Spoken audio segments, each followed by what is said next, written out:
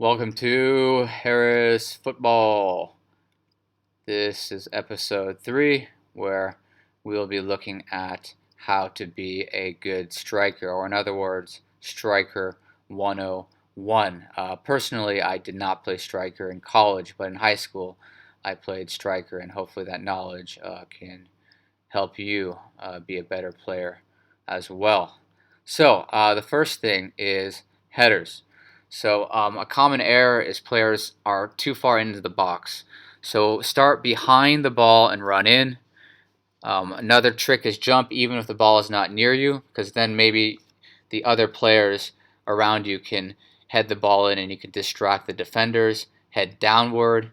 And a perfect example of basically running up, you can see here Puyol in the semifinals against Germany. Not the biggest of players. You'll see him at the corner, in the right corner here, way behind everyone else. He comes running in, jumps, hits it at the peak of his jump, heads the ball in. Spain advances to the finals.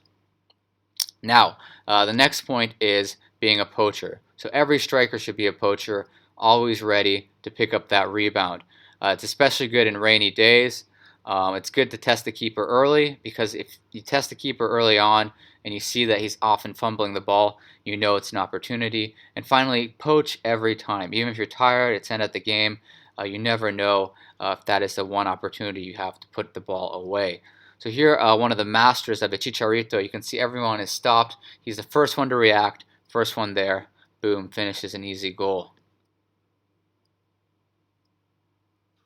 Next one is set pieces. So as you saw earlier with Puyol, it's good to either start at the edge of the box or even outside the penalty box for corner kicks. The key thing is creating confusion.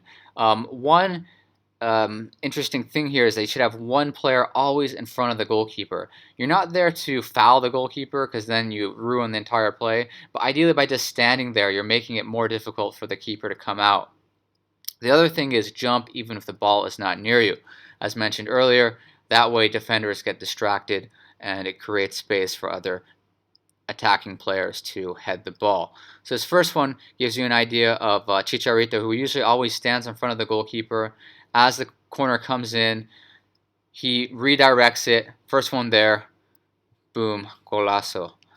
Similarly here, we have the idea of creating confusion. Real Madrid, 3 players all jump in the air. Keeper loses sight. Cristiano there to put the ball away. Now moving on to staying off sides. This is a little trick I really like to use in high school. And by staying off sides, it really frustrates defenders, because they want to push the line up, but you're really throwing them off. And it also makes it easy to get runs behind defenders, because you're always outside of their sight. And early on, try to figure out who in their back line is holding the line, and that way you can take advantage of that and try to get side backs who are out of position to stay on side. So here's a perfect example of Sanchez when he used to play for Barcelona. You'll notice he's offsides, he knows it, but he doesn't wait to go back on side right away. He stays off and then he goes there. Here another play, you see the center back, his eyes are on the forward, not on the guy on the outside running. He gets the ball, boom, easy goal. And finally here again, the side back is out of position. The forward is looking to stay on side by looking at the center back. Chicharito puts the goal away against Southampton. This next point is a little bit maybe controversial, so simulation. So obviously I wouldn't recommend a player to purposely dive, but what I mean here is that, one, if a hard tackle comes in and you leave your feet planted and you try to stay up, it's very risky. It can lead towards a broken leg, and it's very easy to get injured. So sometimes it's just better to go down if you feel a foul coming or a hard tackle. And secondly, sometimes players stay up, which is honorable, but they'll stay up when they're fouled, and as a result, they won't get the free kick or the penalty kick. So here's an example of a rather controversial penalty awarded to Robin in the World Cup against Mexico. Here, he's one-on-one with his man, he beats him, and after he beats him right here, clearly the defender's already committed, makes clear contact with Robin's left foot, and Robin could probably maybe stay up instead of going down, but he chooses to go down rather theatrically. But nonetheless, it is a penalty. He had his man beat, and Netherlands gets the penalty kick. Here, free kick. Lucas is fighting for the ball here. Again, it's rather soft, but clearly there's strong contact against him behind. He chooses to fall. Liverpool gets the penalty kick.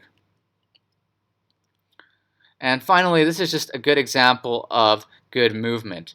And it gives you an idea that being a great striker, it's not about being fast or being a good finisher. A lot of it comes down to being able to beat the defenders with positioning. So here you see Chicharito running towards the back line. Defender takes a look, takes a look again at him, thinks he's going to run behind him, takes one more look, but then Chicharito runs right in front, beats him to the header, goal.